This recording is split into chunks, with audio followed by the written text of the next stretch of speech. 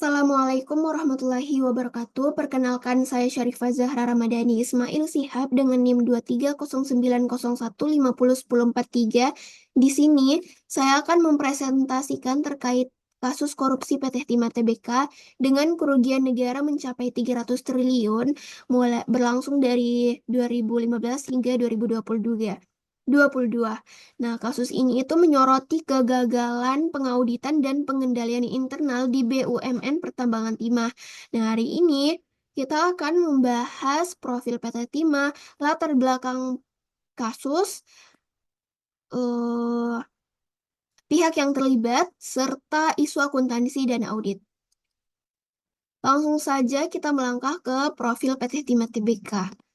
PT Timah Tbk adalah BUMN yang berdiri sejak 1976, berfokus pada pertambangan dan perdagangan timah, berpusat di Bangka Belitung. Perusahaan ini tuh menguasai 90% cadangan timah di Indonesia, menjadikannya produsen timah terbesar kedua setelah Tiongkok.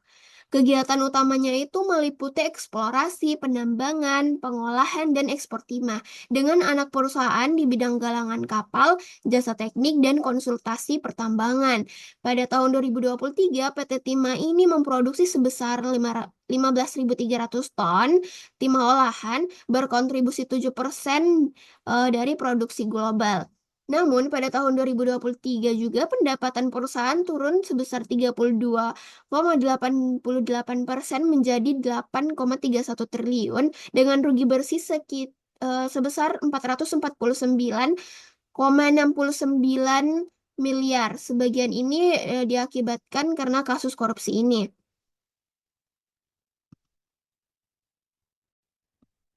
Adapun latar belakang kasus korupsi PT Timah itu berlangsung dari tahun 2015 hingga 2022, terungkapnya itu oleh Kejaksaan Agung pada Oktober 2023 dengan sidang dimulai Agustus 2024.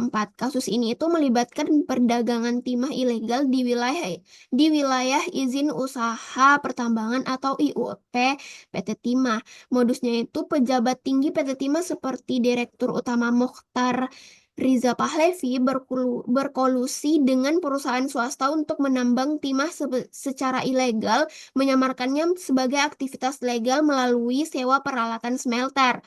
Timah ilegal ini lalu dijual kembali ke PT Timah dengan harga di atas standar, menyebabkan kerugian keuangan dan ekologi.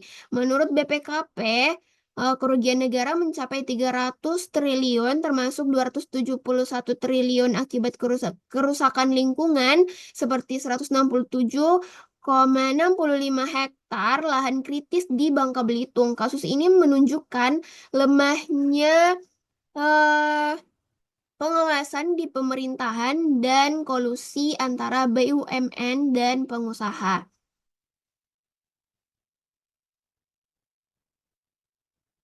Nah, siapa saja sih pihak-pihak yang terlibat di kasus ini?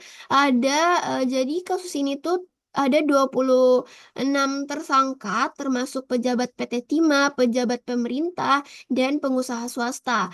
Dari PT Timah sendiri, tersangka utamanya yaitu Mokhtar Riza Pahlevi, yang dimana ini adalah Direktur Utama periode 2016-2021. Lalu Emil Emindra, Direktur Keuangan 2017-2018, dan Alwin Albar, Direktur Operasi tahun 2017 hingga 2021. Adapun pejabat pemerintah yang terlibat yaitu Bambang Gatot Aryono, mantan Dirjen Mineral dan Batubara, yang diduga memanipulasi rencana kerja 2019 untuk meningkatkan kuota produksi. Lalu pengusaha swasta ada Harvey Mois dan Helena Lim, yaitu manajer PT Quiz SE yang terlibat dalam pengolahan dana korupsi melalui CSR fiktif.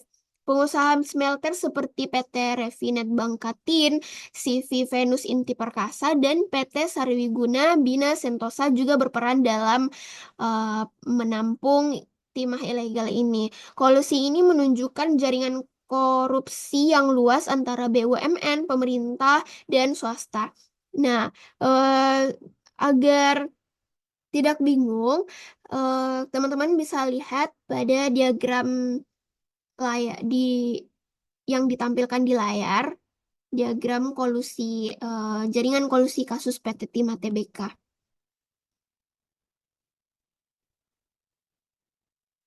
Adapun yang terakhir isu akuntansi dan auditnya. Nah, dari sisi akuntansi, PT Timah mencatat pengeluaran tidak wajar seperti 1,72 triliun untuk pembelian timah ilegal dan 975,5 juta untuk proses smelter fiktif dari 2019 hingga 2022. Pengakuan pendapatan dan biaya ini melanggar standar akuntansi keuangan PSAK 16, di mana ini karena tidak didukung transaksi real. Nah, dalam aspek audit, auditor eksternal gagal mendeteksi manipulasi ini, menunjukkan lemahnya prosedur pengujian substantifnya. Pengendalian internal PT Timah juga lemah, memungkinkan pejabat memalsukan surat perintah kerja atau SPK untuk aktivitas ilegal. Audit forensik BPKP mengungkap kerugian 300 triliun, tetapi BPK dikritik karena tidak menghitung kerugian secara komprehensif. Kasus ini tuh menyoroti pentingnya independensi auditor dan penguatan pengendalian internal.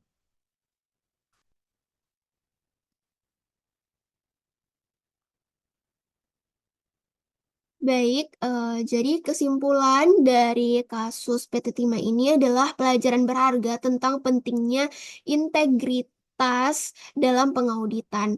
Kegagalan auditor dan lemahnya pengendalian internal menyebabkan kerugian besar. Nah, untuk mencegah hal serupa terjadi, diperlukan pengawasan ketat, independensi auditor, serta reformasi tata kelola BUMN.